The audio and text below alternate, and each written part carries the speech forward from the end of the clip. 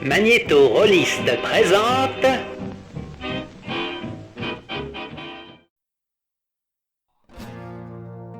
Vous écoutez ou contemplez 2D6 Plus Cool, une émission déclinée en podcast et chaîne YouTube où on performe, on enregistre et on monte nos parties de jeux de rôle comme des spectacles.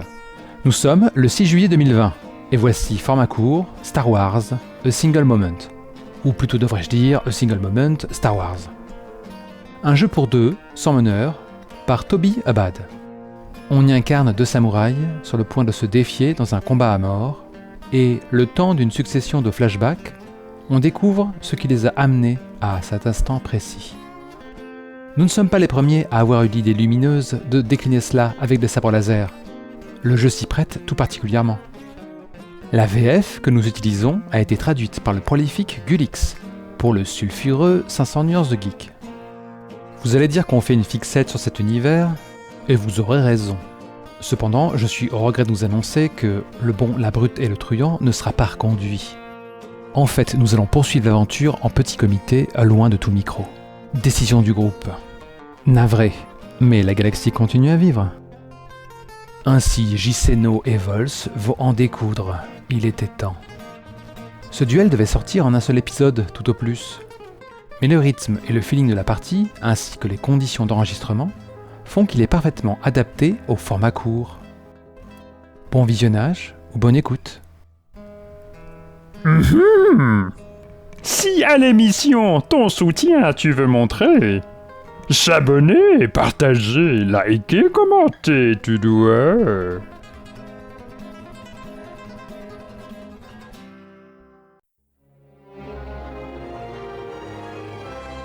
Mon nom est Syl Azoran. Je suis la disciple de Maître Karos. Ceci est mon histoire. Mon nom est Ashaya Togyu. Je suis un disciple de Maître Basai. Ceci est mon histoire. Et cette fois, foi de moi, je resterai debout, c'est toi qui vas crever. Y'en a marre! Y'en a marre de ces putains de duels où je perds! Non mais j'ai trop la classe, je suis plus classe que mon maître. J'avoue. Donc cela se déroule vraisemblablement à l'époque de l'Ancienne République. Nos auditeurs sauront se montrer cléments quant aux éventuelles erreurs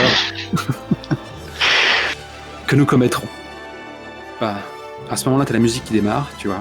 Et donc John Williams, musique un peu pesante. Un fidèle soldat de la République, son armure ayant connu de meilleurs jours, court à perdre haleine dans une coursive, le front baigné de sueur, alors que retentissent à nos oreilles différents sons d'alarme oppressants. Il est accueilli par une explosion, un nuage de fumée, il rebouche chemin à son grand regret et part dans une coursive parallèle. Cependant, la caméra ne le suit pas car ça n'est pas son histoire. Elle traverse le panache de fumée dans lequel il s'apprêtait à se précipiter et on se retrouve dans une salle un peu plus large où nos deux silhouettes se découpent sur un fond de brasier. Sans repère visuel qui nous montre l'extérieur, on a juste le sol qui nous sert d'horizon et il tangue doucement. Il y a une explosion de gerbes d'étincelles qui vient éclairer les nuages de fumée qui nous entourent et qui révèlent nos deux visages luisants de sueur. Clairement, nous sommes passés par des moments éprouvants et ce n'est que le début.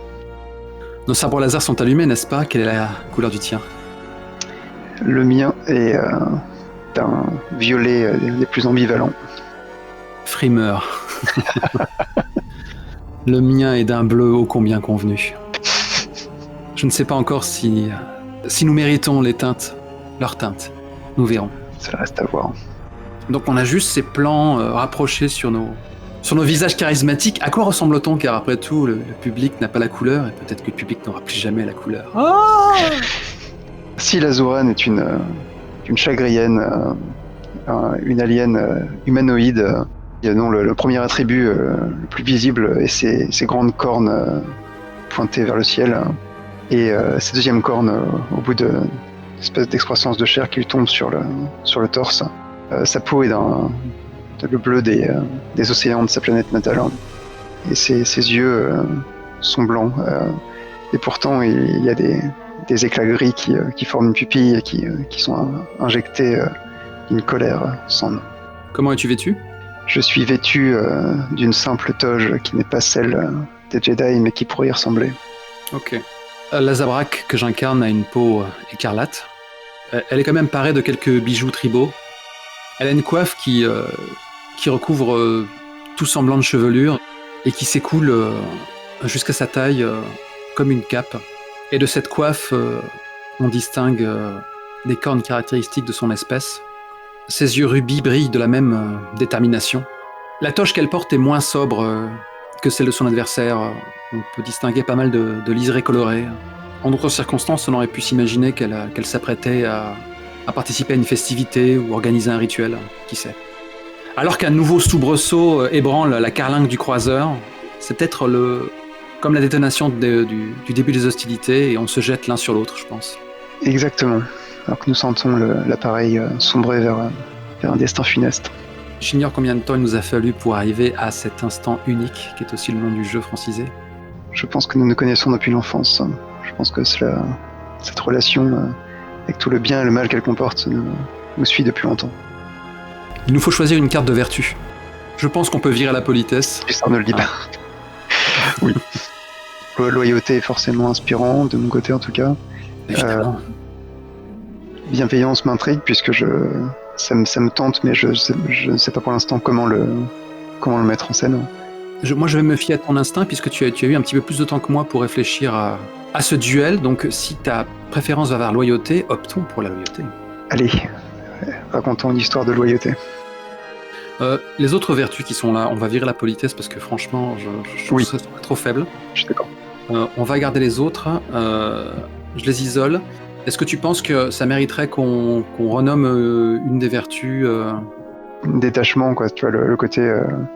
la fameuse doctrine Jedi qui veut qu'on ne s'attache à personne émotionnellement, quoi.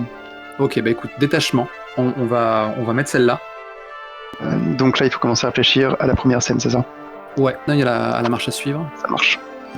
Alors, les chapitres. Jouer une vertu. Déclarer le focus du chapitre, basé ou inspiré par la vertu piochée. Placer le décor. Jouer les personnages à travers le chapitre. Monter jusqu'au climax du chapitre. Résoudre le chapitre. Écoute, je vais piocher une vertu. Courage. Waouh. Ok. On commence fort. Et droiture. Ok. T'as envie de commencer, d'ouvrir le bal avec laquelle? Avec le courage. Il faut que je choisisse un focus. Et je vais donc choisir l'élément focus 1. Je me rappelle d'un temps où nous nous faisions encore confiance l'un l'autre. C'est ce qui s'impose. N'est-ce pas? Et si on ajoutait un personnage, entre le catalyseur, la victime, la convoitise? Oui, moi j'avais envie d'ajouter une victime. Ah. Ce qui serait ma sœur, la sœur de Ciel Azoran. Sœur qui lui ressemble beaucoup. Une chagrienne au visage un peu plus triste et distant. Et que je vais appeler Liran. Liran Azoran. La victime. C'est ça. Ok. Et on a des compteurs choix. 7 marqueurs choix sont distribués. Chaque fois qu'une décision est prise en faveur du samouraï ou du joueur actif, l'autre joueur récupère un marqueur de choix. Chaque fois qu'une décision est prise en faveur du samouraï de l'autre joueur, le joueur actif récupère un marqueur de choix. Le problème, c'est qu'on est tellement conciliant que tu vas voir que ça n'arrivera pas. C'est vrai. Ah. La mise en scène power. Ça marche. Donc, effectivement, je pense qu'on a un plan un petit peu, voilà, comme une espèce de panoramique d'une planète qui est presque exclusivement couverte d'eau, avec quelques continents, mais assez réduits, et beaucoup de villes flottantes qu'on voit tracer leur route lente le long des océans. Et un énorme rocher qui, sans doute grand comme l'Everest, qui domine comme ça. C'est un des océans qui forme donc la planète Shambhala, qui est la planète de naissance des Shangriens, le peuple qui est celui de Ciel Azoran, mon personnage. Et donc, alors que comme ça le plan se resserre un peu sur ce rocher, on voit deux jeunes chagriennes, donc équipées comme des alpinistes un peu, gravir la falaise, un immense pic rocheux comme ça, le long comme ça, battu par les vents. Donc, on peut voir comme ça leur visage battu par les éléments, la mer des immenses vagues qui viennent s'écraser sur les rochers, et donc l'eau qui leur éclabousse le visage. Il y a un moment où enfin on voit un plan resserré sur une main qui agrippe un plateau rocheux et enfin le temps du répit est arrivé. Donc un grand plateau, une espèce d'étape dans la longue ascension vers le sommet. Et on voit une espèce de ruine de temple d'une religion indéterminée qui se trouve là, oubliée, battue par les éléments. Et Syl se retourne vers sa sœur Liran avec un sourire vraiment fier, arrogant, comme une arrogance enfantine. Il dit, tu vois, je t'avais dit qu'il y aurait des ruines à piller. Et elle se déplace d'un pas vite, d'un pas rapide, pour ne pas être embarquée par le vent violent de cette planète, en prenant la main de sa sœur, en l'aidant à se hisser sur ce plateau. Et elle se dirige vers le temple sans voir le petit vaisseau qui est posé déjà non loin, et où se trouve maîtresse Basai et sa jeune disciple Jedi Ashaya, si ça te va. Ça me va. Donc, ce que j'avais en tête, si tu me dis si ça te va, c'est que c'est une période où il faut recruter des soldats, et ta maîtresse est un peu en chasse à l'apprenti, quoi. Donc, il faut recruter des Jedi. Vous êtes en train de perdre la guerre, et toutes les méthodes sont bonnes, du moins officiellement, quoi. Donc, moi j'ai clairement un don de force, ma sœur n'en a pas. Et c'est un peu autour de ça que le drame va se nouer. D'accord. C'est la pêche aux disciples, quoi. C'est ça. Est-ce qu'on estime que comme j'ai réussi à me hisser parfaitement sur la hauteur, tu as déjà un jeton, ou est-ce qu'on attend des enjeux un peu plus intéressants? Ça n'a rien de disputé, donc je pense vrai. pas que ça s'applique. Je pense pas que ça s'applique, effectivement. Alors je vais broder là-dessus. Ok. Plan sur la minuscule navette d'où sortent les deux abracs. Donc on a la très jeune Ashaya qui est là aussi. Il n'y a rien qui évoque les vêtements tribaux qu'elle porte dans le futur. Elle a des vêtements plutôt pratiques. C'est relativement près du corps, mais en lui garantissant un certain confort et sans exposer le peu de forme qu'elle a de toute manière. Des bottes pratiques, une ceinture avec quelques accessoires. Maîtresse Basai ouvre la marche et elle, en revanche, est habillée de ce qu'on est en droit d'attendre de la part d'un maître Jedi. Elles se livrent alors toutes deux à ce fantastique échange d'exposition. Est-ce que tu as déjà gagné le droit de porter un sabre? Je l'imagine trop jeune pour ça, donc je pense qu'elle avance avec une sorte de bâton qu'elle tient à deux mains. Ok. Et donc à ce moment-là, la jeune Ashaya, appuyée sur son bâton, regarde son maître par en dessous et déclare il est donc là, le temple de votre vision, maîtresse? Qu'est-ce qu'on est censé y trouver? Maîtresse Basai se retourne vers l'apprenti avec un sourire très maternel, et les yeux mi-clos. Il m'inspire cette illustration. Et elle déclare doucement nous sommes en train de perdre cette guerre, mais nous pouvons inverser la tendance à petits pas, construire le monolithe qui nous mènera à la victoire, pierre par pierre. Et c'est au sein de ce temple que nous trouverons l'une de ces pierres. Les yeux d'Ashaya s'écarquillent d'émerveillement et d'incrédulité devant cette réplique aussi cryptique, et peut-être même qu'elle l'a pris trop littéralement. Car des vieilles pierres, on en trouvera en ce lieu. À ce moment-là, la maîtresse se contente d'interrompre sa marche et de scruter le temple. Ashaya hasarde quelques pas dans sa direction. Elle se retourne, regarde sa maîtresse avec curiosité, et Basai se contente d'acquiescer de la tête et déclarer « Va explorer, t'inquiète pas, je ne serai pas loin. » Ashaya esquisse un sourire. Elle est habituée à ce genre de petites épreuves, et de toute manière, son tempérament aventureux fait qu'elle apprécie aussi que sa maîtresse la laisse un peu livrée à elle-même pour faire l'expérience de la vie. À ce moment-là, la démarche hésitante d'Ashaya devient un trot, puis une course, et elle bondit avec beaucoup d'adresse. On la croirait pareil à ces fauves modernes qui pratiquent le parcours. Elle tient compte du moindre relief, de la moindre aspérité pour atteindre son but, quitte à trop en faire. Mais elle a vraiment un sourire de satisfaction dans l'aisance qu'elle a à se déplacer. Et elle finit par se hasarder dans un des nombreux boyaux à la surface du temple. Et là, en même temps que la lumière s'assombrit, dès l'instant où on entre en ce lieu oublié de tous, l'ambiance se fait elle aussi plus lourde. Et de mon côté, ma sœur Liran, qui a toujours été un peu plus hésitante, beaucoup moins courageuse que moi, me tire par le pan de ma tenue assez athlétique d'alpiniste. Je t'assure que j'ai entendu des gens, on dit que ce temple est hanté. Je pouffe, sans doute que mon éclat de rire se réverbère en écho sur les parois. Des fantômes. Tu vas vraiment tout inventer pour te défiler, c'est ça. Et je commence à arpenter le temple et je pense que à un coin un tournant, je pense que je me bute dans Ashaya et que nos yeux se croisent pour la première fois. Le crois-tu ? Je refuse. Je pense que dès l'instant où tu as poussé ce rire tonitruant de maître s'invitant en palais conquis, les échos m'ont atteint aussitôt, tu vois. Ça semble logique. Et très vite, j'ai commencé à escalader. On a l'impression que mes membres effleurent à peine la pierre pour me hisser à la hauteur. Sans doute la force est à l'œuvre pour me faciliter la chose. Après tout, c'est aussi mon histoire. Je suis sans doute un disciple très doué. Et je prends de la hauteur et je m'adosse. J'appuie sur L1, ou la touche adéquate.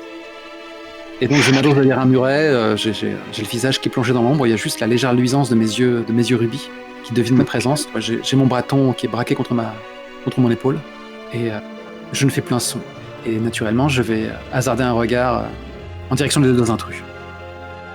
Alors que Liran reste comme ça, deux mains contre la pierre, qui regarde au carrefour des couloirs, très hésitante et peureuse, Syl s'avance fier et envoie d'un coup de pied, ouvre un vieux coffre qui expulse une poussière millénaire. Et on voit un plan comme ça d'elle devant le coffre, des lumières chatoyantes qui illuminent son visage, alors qu'elle semble surprise de ce qu'elle a découvert. Et elle prend entre les mains un cristal bleu qui luit doucement dans la pénombre. Et soudain ses yeux s'étrécissent et on la voit regarder vers l'arrière. Tu es très mauvaise pour te cacher, tu sais. Je refuse ces descriptions. Je vais te donner un jeton parce que je suis en train de gagner. Moi, ce que je pensais, tu vois, c'est qu'au moment où tu brandis cet artefact, qu'il est pour moi, oui. Et donc les premières pierres de l'édifice, pour moi, c'est un élément indispensable et ça n'est pas entre tes mains que ça doit terminer. Donc, je vais faire un bond spectaculaire pour retomber sur le couvercle dont tu viens d'ôter l'objet, tu vois, et braquer, tu vois, impérieux mon bâton en direction de ton visage en disant cet objet précieux n'est pas pour toi. Ça va placer dans un musée. Ça va placer dans un musée. Donc, qu'est-ce qu'on fait ? C'est toi qui as l'ascendant. Tu peux faire quoi ? Je refuse ta description, je te donne un jeton. Sale chien, cet endroit. Tu vois que j'ai un petit sourire d'excitation en fait quand je te vois bondir et je pense que je ferme le coffre très vite pour bloquer ton saut. Je pense que tu te réceptionnes un peu difficilement et d'un coup alors juste du bout de mon piolet d'alpiniste, pas la pointe, mais je te fais tomber un peu les fesses par terre. Je fais et alors petite cachotière, tu sais que c'est très mal poli de ne pas se présenter. Et je te nargue le cristal bleu fermement entre les doigts. Je me remets sur mes pattes après un mouvement élégant façon Shaolin, tu sais, avec ce fameux battage de jambes où je tourne sur moi-même et hop, un instant plus tard, je te fais face, la mine sombre, le bâton tendu, pas plus qu'il ne l'est de rentrer sans y avoir été invité. Crois-moi, c'est toi l'intrus ici. Ce lieu, c'est celui de ma famille il y a longtemps. À ce moment-là, il a une expression incrédule. Ta famille, articule-t-elle ? Je hausse les épaules. C'est vous qui êtes venu sur cette planète, non ? Vous devriez savoir que ce n'est pas chez vous ici. Shambhala, c'est ma maison, pas la tienne. J'aurais cru que les Chagriens étaient plus hospitaliers. Seulement pour les gens qui ont les bases de la politesse. Et donc je fais un bond en arrière. Tu vois que je te souris et je t'envoie d'un coup de pouce le cristal qui vole vers toi à une vitesse un peu trop élevée. Et si c'est ça que tu veux, tu peux le prendre. Je le saisis au vol. Et en fait, j'ai un mouvement latéral, tu vois, où je m'assure de ne pas vous tourner le dos à Liran et toi. Et je déclare dis-moi plus sur ce lieu et sur le lien qu'il a avec ta famille, histoire que je décide si je dois croire ta fable ou non. On raconte que nous étions prêtresses de mère en fille, du temps où nous croyions à l'ancienne religion. Mon regard glisse de vers ta sœur, qui a une poker face sans doute de moins bonne qualité. Et semble figé sur place, les yeux écarquillés, rivés à toi. Je fais « Avance, elle ne mord pas. » Et Liran s'avance timidement. Je suis Syl. Elle, c'est Liran. Et toi ? Elle a une hésitation, et elle déclare « Je réponds au nom d'Ashaya.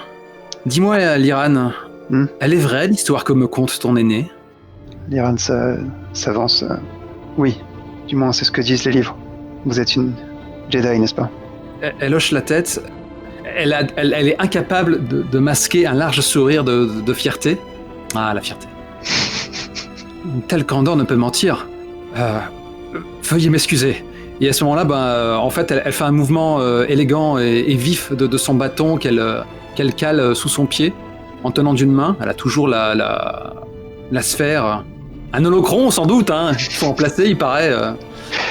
Du coup, ça ressemble pas à un holocron, mais c'est pas grave. Toujours de sa main libre. Et en fait, rien que pour la frime, tu vois, elle jongle un peu avec l'objet, jusqu'au moment où l'objet se fige dans l'air. Et elle fait un pas en avant en direction des deux chagriens et leur tend une main. Enchantée. Liran, ma sœur, s'agenouille devant toi avec un profond respect. Les textes disent que nous devons toute loyauté aux Jedi. Moi, j'ai un haussement de sourcil narquois. Elle passe trop de temps dans les livres. Mais enchanté, j'imagine. Pour le coup, Ashaya perd vraiment de cette expression assurée et elle a un mouvement maladroit pour redresser Liran en disant « Je n'ai rien fait pour mériter cette adoration. Allons, relève-toi. » Et pour le moment, tu vois qu'elle t'ignore un peu, quoi, Syl. Je fais « Hey, t'as pas serré ma main. » Je tends toujours ma main devant toi. Ignore-la, elle a juste la tête farcie de vieille légende. Je te serre la main avec une expression indéchiffrable et... cette phrase-là, je sens qu'elle va être détournée. Il y a moyen, quoi. C'est bien de regarder de l'avant, mais on ne doit pas oublier d'où on vient. Et alors que je reprends la posture que j'avais avant, j'ai un petit hochement de tête satisfait en levant ma main libre, paume vers le ciel, tu vois, et la sphère y retombe. Plaque. Et je pense que je tends la main en fait, mue par une espèce de colère soudaine, et j'essaie d'attirer la sphère de mon côté. Et quand tu dis attirer la sphère de ton côté ? Avec la force.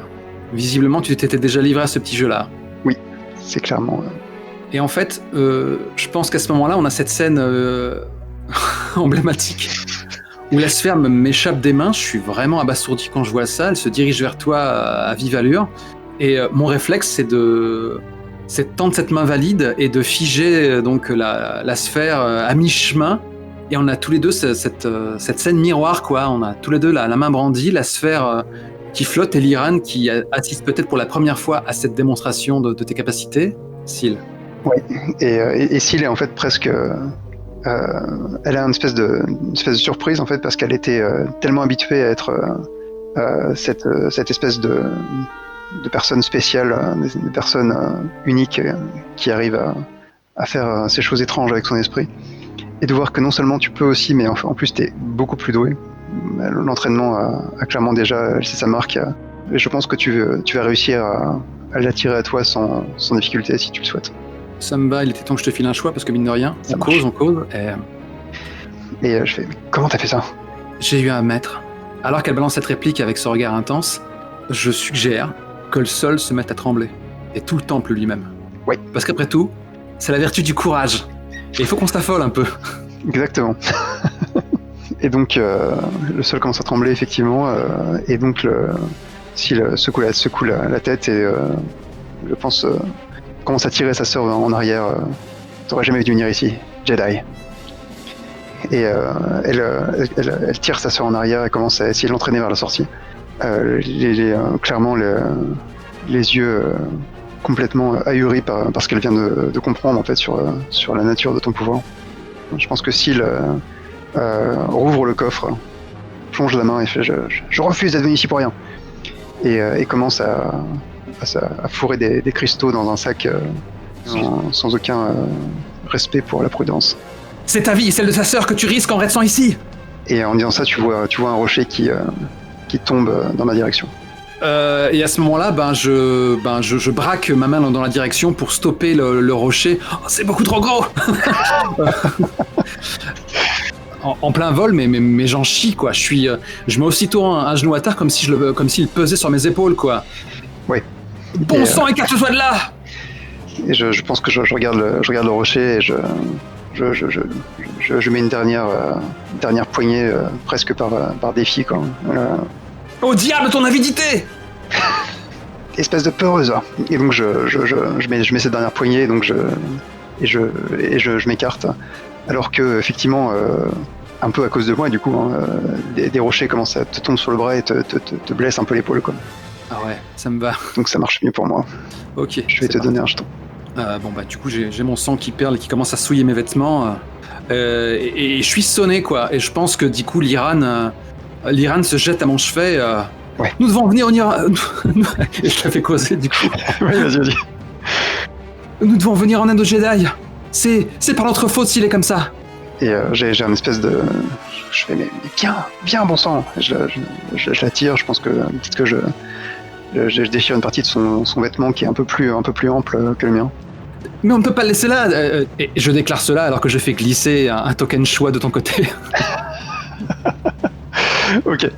Donc je pense que je la prends fermement et puis je la pousse vers l'extérieur, en fait. Hein. Je m'assure qu'elle est en sécurité, du moins c'est ce que je pense.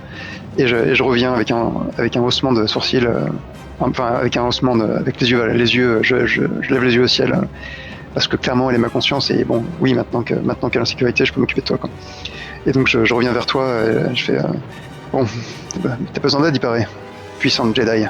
Je pense que là je me remets difficilement sur pied avec le bras ballant, le bras blessé ballant, et je fais certainement pas, je peux me gérer toute seule. Et donc alors que tu dis ça, tu vois que et là encore tu peux le contester, que je te sauve in extremis, une espèce d'énorme stalactite qui tombait avec... Percé de part en part. De part en part, qui scintille de cristaux qui n'ont pas été extraits, des cristaux de force qui donc tombent vers toi de 1000 couleurs chatoyantes. Mais tu vois que qui récupère le jeton choix, parce que tu as sauvé Makwan, mais tu m'as montré ta supériorité. Tu voulais pas que je t'aide, ouais, je t'ai montré ma supériorité. Donc c'est toi qui gagne le jeton. D'accord, ok. C'est une fine analyse de la situation. Et donc je fais, allez viens, assez joué. On parle trop, et en fait elle essaie de presser la cadence sans prendre la peine de te remercier pour ce que tu viens de faire. Car après tout, tu es la source de tout cela. Je trace en direction de l'Iran, enfin du moins j'essaie. Et donc lorsqu'on arrive, si tu l'autorises, tu vois, comment dire, ta maîtresse qui se trouve avec le vaisseau qui commence à chauffer pour partir, quoi. Tu vois le corps inconscient de l'Iran dans son vaisseau. Et elle arrive vers toi, elle fait comme je l'espérais, dans mes rêves, j'ai trouvé une héritière d'Azoran. Elle fera une excellente disciple. Bien, Shaya, il est temps de partir. Elle a eu le courage de prêter allégeance, il faut le respecter. Ashaya est totalement éberluée par cette révélation. Elle regarde Syl avec incompréhension, encore couvert de poussière et de sueur. Syl est encore en train d'essayer d'empêcher les rochers de s'effondrer avec le peu de force qui lui reste, et elle est donc clairement distraite. Elle n'a pas vu le corps de sa sœur, elle ne prête pas attention encore à ce qui se joue. Sa sœur est encore là, elle est en train de risquer sa vie. J'ai trouvé la pierre. Je la lance quasiment à mon maître, toujours persuadé que cette verroterie était le fruit de tant de convoitise, de tant d'espoir, pardon, parce que la convoitise est un péché. Et je vais m'élancer pour essayer de te prêter main forte. Tu vois que ta maîtresse te fait un regard attendri en attrapant le cristal, hein, et tu sens sa voix qui s'introduit dans ton esprit, qui infuse un petit peu, et qui te dit Ashaya, il est temps de prouver ta loyauté. Il faut parfois avoir le courage de laisser des gens derrière soi. Cela aussi, ça fait partie de l'apprentissage des Jedi. Ne t'attache pas à ceux qui ne compteront pas dans le grand ordre des choses. Alors là c'est chaud. Là, tu tacles directement dans la loyauté. Bien joué. Bien joué. Laissez les gens mourir. Est-ce vraiment là la voie? Car telle est la voie. Pardon. Alors que le sol commence à se fissurer, une fissure de plus en plus visible commence à progresser vers le vaisseau pour rajouter un peu de tension. J'ai senti la force en elle et je lui suis redevable. Je ne serai pas long, maître. Et je sprint pour retourner dans le temple et te prêter main forte, sale vermine orgueilleuse. Eh bien, je prends un jeton puisque tu n'as pas choisi la voie facile. Donc, Il n'y a plus rien à sauver ici, petit écervelé. Je m'exclame alors qu'on a sans doute le même âge. Et donc, je pense que tu arrives juste à temps pour me sauver une nouvelle fois, alors que le temple s'effondre et donc un rocher rip sur mon sac en fait. Tous les cristaux que j'avais réunis s'envolent et vers le gouffre qui est en train de se créer. Il n'en me reste plus qu'un seul, en cristal violet. Et donc, je la touche presque, Indy. Je la touche presque. Donne-moi ta main. Ça c'est très. On reste dans le même temps. Et tu me sauves in extremis. Et donc. Ah oui, je t'ai fait un force pull. Je t'ai fait un force pull, vraiment un truc de malade. Ouais, clairement quoi. Donc C'est-à-dire que là, j'étais trop loin. Là, je voyais vraiment les éboulis qu'elle t'aurait dû en purée. Et là, je me braque et puis t'entends la musique fort derrière. Et vraiment, il y a la poussière et les pierres qui tressent autour de moi, alors que je tends la main vers toi. Je referme le poing comme une façon de te saisir et je rebraque le poing en arrière dans un geste presque martial, tu vois. Cette main invisible te happe et te tire vraiment, t'es plié en deux en arrière, quoi, et tu termines à mes pieds. J'ai un regard vraiment de respect presque complètement estomaqué et presque amoureuse de cette démonstration de pouvoir juste pour me sauver, quoi. J'ai vraiment une espèce de vénération, quoi, passagère qui passe dans mon regard. Tu as croisé le regard impériaux et rubis, et je t'ai tendu la main en déclarant nous sommes quittes maintenant. Et mon regard se détourne vers le vaisseau où se trouve ma sœur, et je regarde ta maîtresse qui est en train de monter, et tu vois une espèce de haine passer, quoi. Tu vois ma main se tendre et tu vois des éclairs commencer à crépiter au bout de mes doigts. Là, maintenant, c'est plus du tout le même deal, quoi. Là, je suis terrifié. T'es en train de manifester vraiment des pouvoirs Sith, quoi. Oui, clairement, là, c'est un pouvoir complètement qui n'a pas été formé, qui est de l'émotion pure, quoi. Et donc, cette espèce de pouvoir que j'ai en train de tendre vers ton maître, quoi, vers ta maîtresse, quoi. J'ai une espèce de haine face à celle qui est en train de m'arracher ma sœur. J'articule, du coup, le côté obscur. Maîtresse Bassaï avait raison. Parce qu'on a encore ce côté très manichéen, les gentils, les méchants, quoi. Oui, complètement. On a beau être gentil, on est loyal con. Et donc, moi, je vais bondir en travers de la déflagration qui s'apprête à terrasser la maîtresse, en oubliant le fait qu'elle est sans doute tout à fait douée pour dévier ces petites flamèches d'un enfant. Et il y a aussi une partie de moi qui sait qu'une victime doit mourir. Et pas forcément maintenant, mais en tout cas, elle le sera, ouais, victime. Et donc, je pense que j'ai pas envie d'emmener mon personnage vers là maintenant, quoi. Je pense que en fait, l'éclair, tu parviens à dévier l'éclair, en fait, hein, qui illumine la scène, une espèce de lumière bleutée. Et donc, je pense que ça doit te blesser, hein. Je pense que tu vas en garder une marque. Une cicatrice qui a été visible et rajoutée en post-prod. Excellent. Et donc, sur la scène de duel. Et tu vois, ta conscience subsiste juste assez pour voir ta maîtresse t'empoigner et te jeter dans le vaisseau. Et donc, Pardon, maîtresse. Avec un doux sourire de pardon, bien sûr qu'elle te pardonne. Je ne l'ai pas senti. Le côté obscur. Je te pardonne. Une chute d'or. Vaisseau qui s'envole vers la guerre meurtrière pour laquelle ma sœur n'est absolument pas préparée. Tu m'étonnes. Cette époque où nous nous faisions confiance, je sais même pas si ça a commencé, mais la scène est cool quand même. Oui, si, bah écoute, on va dire qu'on se fait encore un peu confiance, mais oui, c'est vrai que c'était pas exactement son responsabilité. Est-ce que j'ai vraiment gagné ce jeton choix ? Est-ce que vraiment j'ai cette cicatrice cosmétique est comparable à la sœur qui t'a été arrachée ? Alors, effectivement, tu as raison, j'ai perdu ma sœur, donc on peut estimer que c'est moi qui ai gagné le jeton, ouais, tout à fait. C'est mieux comme ça. Ashaya Togyu dispose de 3 jetons choix, Syl Azuran dispose de 4 jetons choix. Tout à fait. Nous passons à l'étape suivante. Il faut jeter des dés, c'est ça. On va jeter des dés. Alors attends. Les deux joueurs décident ensemble quel Jedi, est-ce que c'est le terme vraiment adéquat, a le mieux représenté la vertu principale lors du chapitre. La vertu principale ? C'est là qui est assez intéressant, puisqu'on va faire des discours sur la philosophie du courage. Si, elle est très courageuse, mais Ashaya elle aussi. Ce Jedi obtient 2 dés supplémentaires. Être aligné avec le thème de l'histoire a ses avantages. Si les joueurs n'arrivent pas à s'accorder, aucun n'obtient ces dés supplémentaires. Le courage. On a passé un temps fou à se sauver les uns les autres. Je me suis mis en travers de l'éclair que tu destinais à ma maîtresse. Et tu as désobéi à ta maîtresse. Je trouve que tu as fait preuve d'un courage assez manifeste quand même. C'est possible, c'est bien possible. Je pense que c'est Ashaya qui l'a le plus représenté. Parce que je ne pense pas que le fait de rester dans un temple en train de s'effondrer par pure soif du profit, C'est ça. comme un Pas pour premier député de la République en marche. Non, c'est pour manger, c'est pour manger, monsieur. Nous sommes des enfants des rues, attention. Enfin, des enfants des fonds marins. C'était juste pour puter. J'ai gagné 2 dés, et donc quelque part de jetons choix, puisqu'on lance autant de dés qu'on a de jetons choix, j'imagine. Exactement. Donc j'en ai 4, tu en as 5. Donc là, on va juste additionner les totaux. Les totaux. Je fais un ridicule 11. Et je fais un ridicule 9, parce que j'ai 3 Snake Eyes. J'en ai eu 2. J'ai gagné. T'as gagné. Qu'est-ce que ça signifie? C'est une excellente question. Le joueur avec le plus haut total est victorieux et gagne le nombre de tranchants égal au nombre de marqueurs de choix qu'il a obtenus lors du chapitre. Ça ne compte donc pas les 2 dés supplémentaires, non? Le joueur victorieux est également en charge de raconter la fin du chapitre. Le joueur avec le total le plus bas est vaincu et gagne un nombre de marqueurs de haine égal au nombre de tranchants qu'a gagné le joueur victorieux.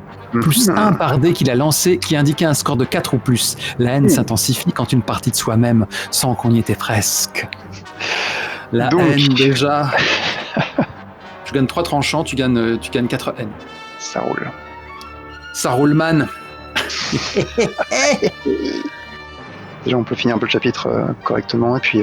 Oui, il faut qu'on fasse l'épilogue, je suis chaud. Ça, par contre, il faut qu'on fasse l'épilogue, ça c'est évident. C'est ça. De toute façon, ça va être très simple, très attendu. La navette s'éloigne de l'orbite de Shambhala. Ashaya ne dort pas du sommeil du juste. Elle est inconsciente sur une couche, et son sommeil est agité. Lyra, en revanche, dort du sommeil du juste, et Maître Bassai, les mains sur les commandes, une fois qu'elle a activé l'hyperespace, finit par les rejoindre et les couver d'un regard paisible et maternel. Qu'est-ce qui a bien pu se passer? Cut, on est de retour sur ce pic battu par la pluie et le vent. Le mal qui a terrassé le temple, ça a fini par contaminer la montagne même, et Silazuran est en train d'exécuter une retraite désespérée, esquivant de nombreuses chutes de gravats mortels, se plaquant contre la paroi, haletante. Et on a juste ce plan où elle scrute les étoiles en haletant avec une expression mêlée de désespoir et de rancune certaine. Exact. Cette scène s'achève.